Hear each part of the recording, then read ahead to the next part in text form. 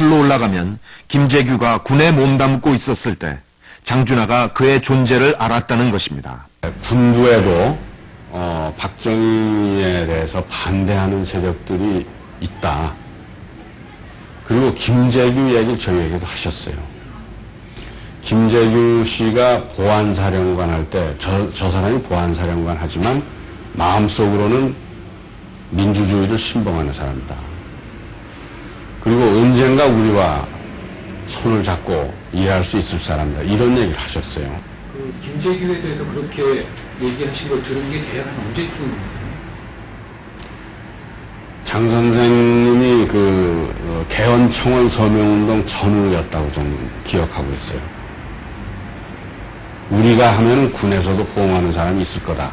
이런 말씀을 하셨어요. 나는 내 목숨값을 했다. 그리고 방송 닷새 전 예상치 못했던 증언이 이루어졌습니다. 셋은 제거해야 되는 겁니다. 그는 자신이 박세정이라고 했습니다. 박세정이란 이름은 장준하가 죽음을 맞은 75년 여름 중앙정보부의 동양보고에 여러 번 등장한 인물입니다.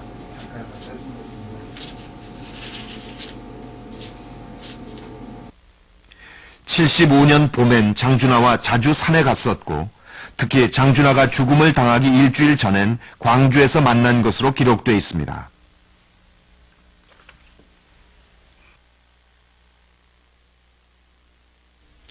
장준하가 죽은 후 홀로 비석을 지고 올랐던 무술인입니다. 그는 75년 장준하와 함께 산에 올라 나눴던 얘기를 전했습니다. 60년대 삼성개헌 반대 때부터 필요성을 느꼈죠. 이렇게 반체제, 반독재 운동의 어떤 한계, 그런 걸 극복하기 위해서는 어떤 희생이 필요하다. 저 자신이 또 뭐 좀 무술인이고 그런 걸 좀 연마를 했었고 해서 주위의 뜻을 같이 하는 무술인들, 이런 그 유단자들을 데리고 산악 게릴라 훈련이라고 할까? 예행 연습, 산악을 타는 거, 또 뭐 사격 훈련, 뭐 이렇게 수리탄 던지기 이런 걸 쭉 해왔었죠. 그는 이 사실을 장준하에게 알렸다고 합니다.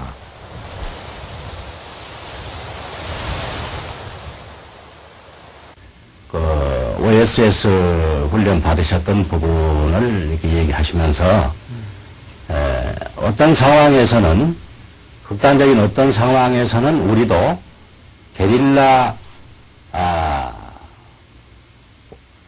활동이 그런 운동이 실전에 옮겨질 수 있는 상황이 올 수도 있다.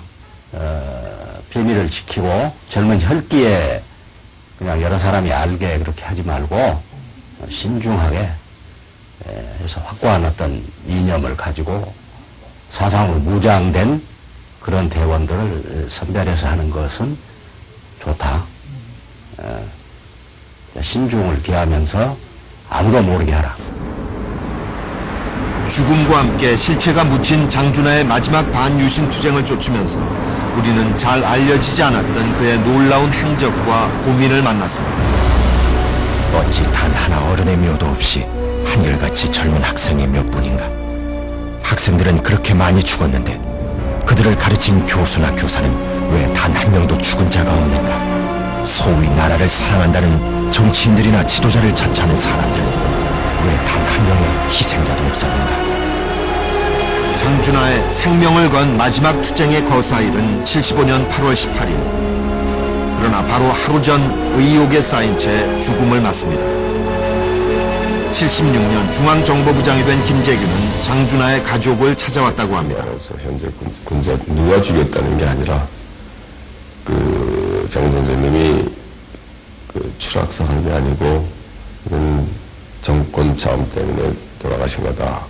그렇게 이제 말씀을 하시고 있죠. 그래서 그분이 그 정도로 얘기했더니 사실 그래서 제가 처음 그랬어요. 이것이 정보부에서 일어나는 게 아니구나 그런 생각을 했어요. 그러면 정보부가 아니고 어디냐. 그리고 2003년 김대중 전 대통령이 장준하의 죽음에 대해 밝힌 마지막 증언입니다.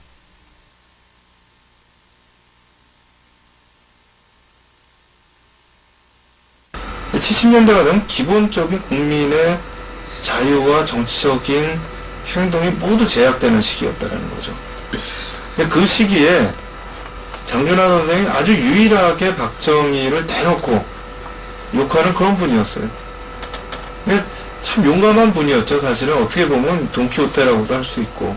근데 그러면서 또 하나 장준하 선생이 이 지식인들이나 또는 제야나 정치인들 모두에게 그나마 존경을 받는 분이었다. 이 식민지 시기 때에 독립운동을 하셨고 50년대, 60년대를 살아오시면서 특별하게 어떤 정치적, 사회적으로 오점을 남기신 부분이 없는 분이거든요.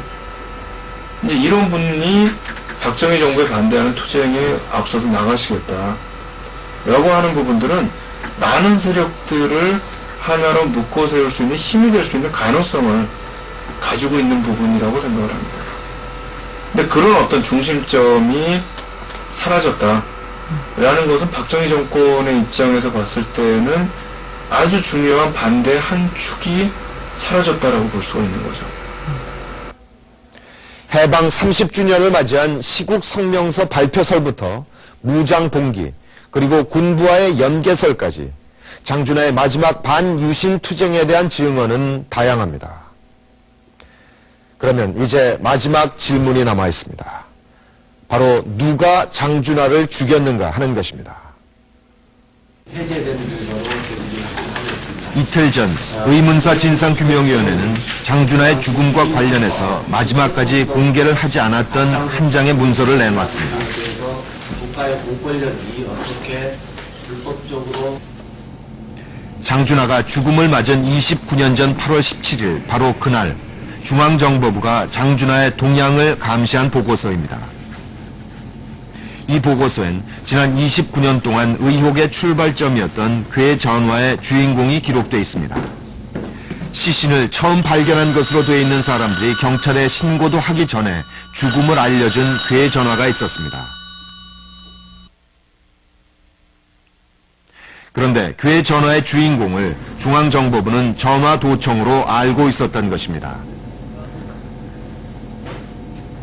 장준하 선생님의 그 마지막 순간까지 함께 있었던 사람으로 알려져 있었고, 그래서 이 사람이 만약에 혹여 지금 지금까지 제기되었던 타살이라는 그 의혹으로부터 만약에 타살이라고 가정을 할 수 있다면, 그건 김정은이 어떤 일정 부분의 역할을 수행할 수밖에 없고, 그러한 의미에서 어떤 그 연결 고리가 될 수 있기 때문에 저희들로서는 대단히 중요한 인물이라고 판단을 하고 있는 겁니다.